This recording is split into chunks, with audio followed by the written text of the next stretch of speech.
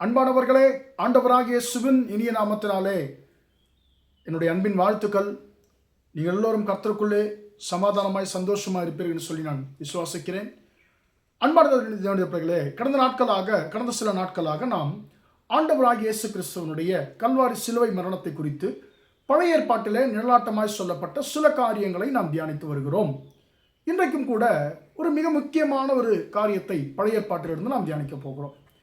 22ஆம் சங்கீதமும் கிறிஸ்துவின் சிலுவை பாடுகளும் என்றதான தலைப்பிலே நாம் ஆண்டவராகிய இயேசு கிறிஸ்துவனுடைய சிலுவை பாடுகளை நாம் தியானிக்க போகிறோம்.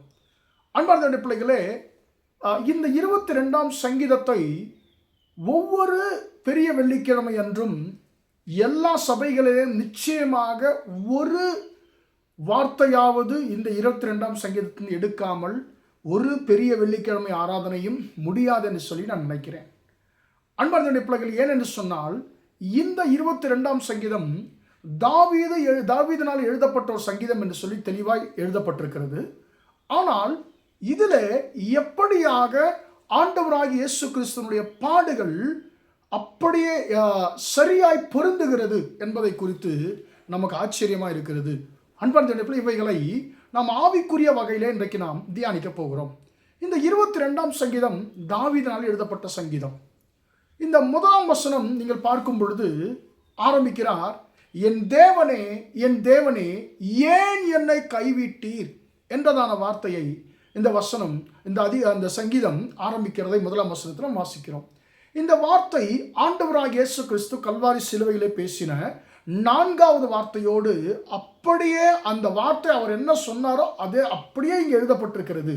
அல்லது இங்கே சங்கீதக்காரன் என்ன எழுதியிருக்கிறாரோ அதை அப்படியே ஆண்டவராகிய இயேசு கிறிஸ்து அங்கே சொல்லி இருக்கிறார். ரைட்.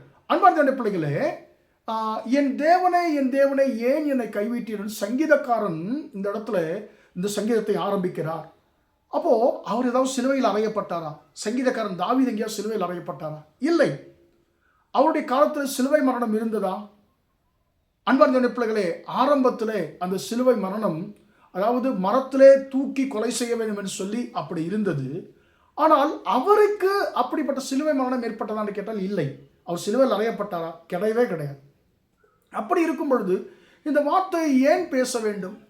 அல்லது ஆண்டவராகிய இயேசு கிறிஸ்து கல்வாரி சிலுவையிலே அவர் 4வது வார்த்தை பேச போகிறான்னு சொல்லி இவருக்கு எப்படி தெரியும்? இவர் எப்படி அதை சரியாய் சொல்லி இருப்பார் என்று சொல்லி நமக்கு பல டவுட் வருங்க. இவர் எந்த நேரத்திலே இந்த சங்கீதத்தை எழுதினார், எந்த சூழ்நிலையின் மத்தியிலே கடந்து போன பொழுது இந்த சங்கீதத்தை எழுதினார் என்று சொல்லி நாம் யோசிக்க வேண்டும். தாவீது எப்பொழுது ஆண்டவரால் கைவிடப்பட்டார்? பல நேரத்தில் அவர், ஆண்டவரே நீங்கள் என்னை கைவிட்டுட்டீங்க, ஏன் கைவிட்டீங்கன்னு சொல்லி கேட்கிறதை பல சங்கீதத்தில் நாம் வாசிக்கிறோம். தேவனே என்னை கைவிடாதீங்க என்று சொல்லி கூட நாம் வாசிச்சிருக்கிறோம். இந்த 22ஆம் சங்கீதம் எப்படிப்பட்ட சூழ்நிலையில் அவர் எழுதப்பட்டதுன்னு சொல்லி பார்க்கும் பொழுது 1 சாமுவேல் 30ஆம் அதிகாரத்திலே அமலேக்கியர்கள்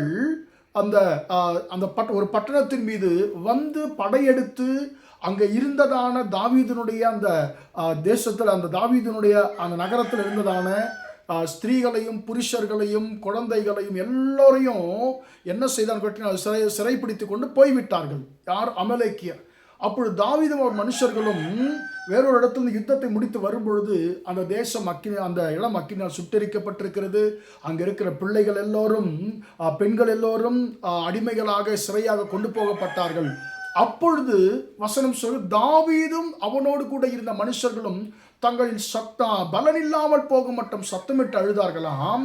சகல மனுஷரும் இதற்கு காரணம் தாவீது என்று சொல்லி தாவீதை கல்லெறிந்து கொல்ல வேண்டும் என்று சொல்லி கொண்டார்களாம்.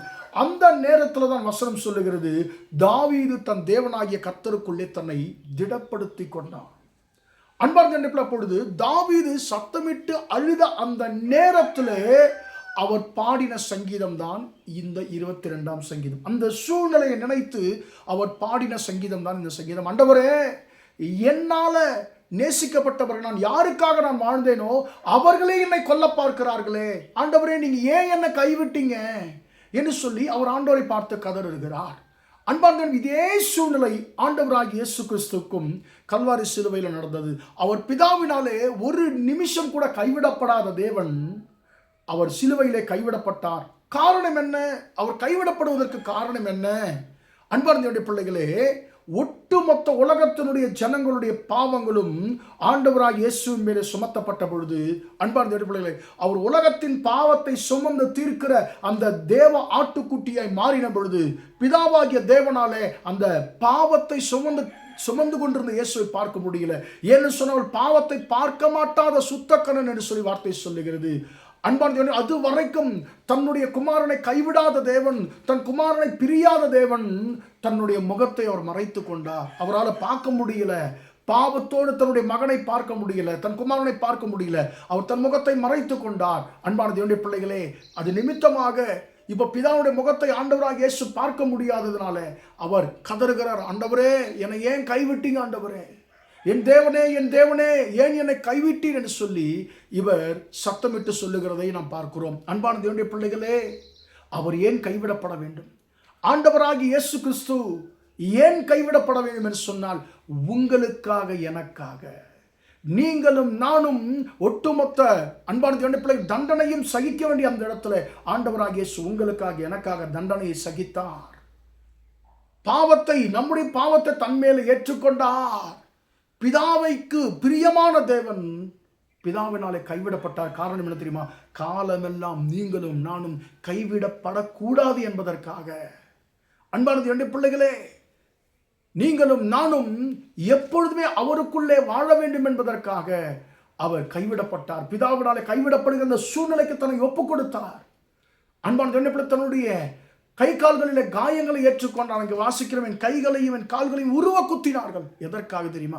அந்த காயங்கள் அவருக்கு தெரியும், நான் படுகிற காயங்கள் என் பிள்ளைகளுக்காக, என் பிள்ளைகளை சுகமாக்குவதற்காக என்று சொல்லி அவருக்கு தெரியும். அன்பார்ந்த என்னுடைய பிள்ளைகளே, ஆண்டவராகி இயேசு கிறிஸ்துவினுடைய காயங்கள், வசனம் சொல்லுகிறது, அவருடைய தழும்புகளாலே குணமானீர்கள்.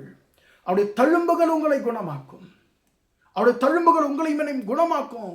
அன்பார்ந்த இந்த உலகத்தில் 39 விதமான வியாதிகள் இருக்கிறதா? 39. இந்த உலகத்தில் இருக்க எல்லா வியாதிகளையும் 39 பிரிவுகளிலே அடக்கி விடலாமா? அன்பான தேவனுடைய பிள்ளைகளே, அவருடைய காயங்கள் உங்களுக்கு இருக்கக்கூடிய எப்பேற்பட்ட வியாதியும் சுகமாக்க வல்லமையுள்ளது. ஆண்டவராகிய இயேசு கிறிஸ்து, அன்பான தேவனுடைய பிள்ளைகளே, அவர் 39 முறை வாரினால் அடிக்கப்பட்டார். ஏன் தெரியும்? ஒவ்வொரு முறையும் அவருடைய சதை பீக்கப்பட்ட, சரீரம் பீக்கப்பட்டது. ஏன் தெரியுமா? உங்களுடைய, என்னுடைய 39 விதமான வியாதிகளை சுகமாக்குவதற்காக. ஏன் அவர் பிதாவினால் கைவிடப்பட வேண்டும்? அன்பான தேவனுடைய பிள்ளைகளே, நம்முடைய ஆசீர்வாதத்திற்காக. ஏன் அவர் சரீரம் பீக்கப்பட வேண்டும்? நம்முடைய சுகத்திற்காக. ஏன் அவருடைய கைகளிலே கால்களிலே ஆணிகள் குத்தப்பட வேண்டும்? உங்களையும் என்னையும் ஆசீர்வதிப்பதற்காக. அன்பான தேவனுடைய பிள்ளைகளே, நமக்காக எல்லா பாடுகளையும் இயேசு சுமந்து கொண்டார். நம்மை வாழ வைப்பதற்காக எல்லாவற்றையும் சகித்தார் என்பதை இந்த 22ஆம் சங்கீதம் நமக்கு விளக்கி காட்டுகிறது. அன்பான தேவனுடைய பிள்ளைகளே, நமக்காக துன்பத்தை சகித்து கொண்டு நமக்கு ஆசீர்வாதத்தை கொடுத்த அந்த ஆண்டவராகிய இயேசுவுக்கு நாம் நன்றி சொல்லுவோமா? ஜெபிப்போம். பிதாவே, நம்ம நன்றியோடு துதிக்கிறோம், ஸ்தோத்திரிக்கிறோம். ஆண்டவரே, இம்மட்டுமாக இந்த வார்த்தைகளை கேட்ட உம்முடைய பிள்ளைகளை கர்த்தர் ஆசீர்வதிக்கும்படியா நான் ஜெபிக்கிறேன். ஆண்டவரே அப்பா, ஸ்தோத்திரம். இந்த 22ஆம் சங்கீதத்தை தியானிக்க கர்த்தர் கிருபை தந்தீரே, உமக்கு ஸ்தோத்திரம். ஆண்டவரே, நீர் எங்களை ஆசீர்வதிப்பதற்காக, எங்களை வாழ வைப்பதற்காக உம்முடைய பிதாவினாலே காயப்பட்டு, ஆண்டவரே பிதாவினாலே கைவிடப்பட்டீங்க. ஆண்டவரே, காயப்பட்டீங்க தகப்பனே. ஆண்டவரே, வேதனைப்பட்டீங்க, அவமானப்பட்டீங்க. ஆண்டவரே, வாரினால் அடிக்கப்பட்டீங்க. ஆண்டவரே, ஒரே ஒரு நோக்கம், எங்களை வாழ வைப்பதற்காக, எங்களை ஆசீர்வதிப்பதற்காகவே எல்லாவற்றையும் சகித்துக் கொண்டீரே தகப்பனே. எங்களுக்காக எல்லாவற்றையும் சகித்த தேவனே, ஆண்டவரே, உம்முடைய ரத்தத்தினால், உம்முடைய காயத்தினாலே ஆண்டவரே எங்களை சுகமாக்கும். ஆண்டவரே, எப்பேற்பட்ட சுகமாக்க முடியாத பலவீனத்தோடு இந்த வார்த்தை கேட்டுக்கொண்டிருந்தாலும் ஆண்டவரே, உம்முடைய பிள்ளைகளை இப்பொழுது என்று சுகமாக்கும்படியாக ஜெபிக்கிறேன் தகப்பனே. இந்த நாள் முழுவதுமாய் உம்முடைய பிள்ளைகளோடு கூட உம்முடைய கரம் கூட நடத்தட்டும் என்று சொல்லி இயேசுவின் இன்ப நாமத்தில் ஒப்புக் கொடுத்து ஜெபிக்கிறேன், ஜீவனுள்ள நல்ல பிதாவே. ஆமென், ஆமென். பிரியமானவர்களே, கர்த்தர் உங்களை ஆசீர்வதிப்பாராக.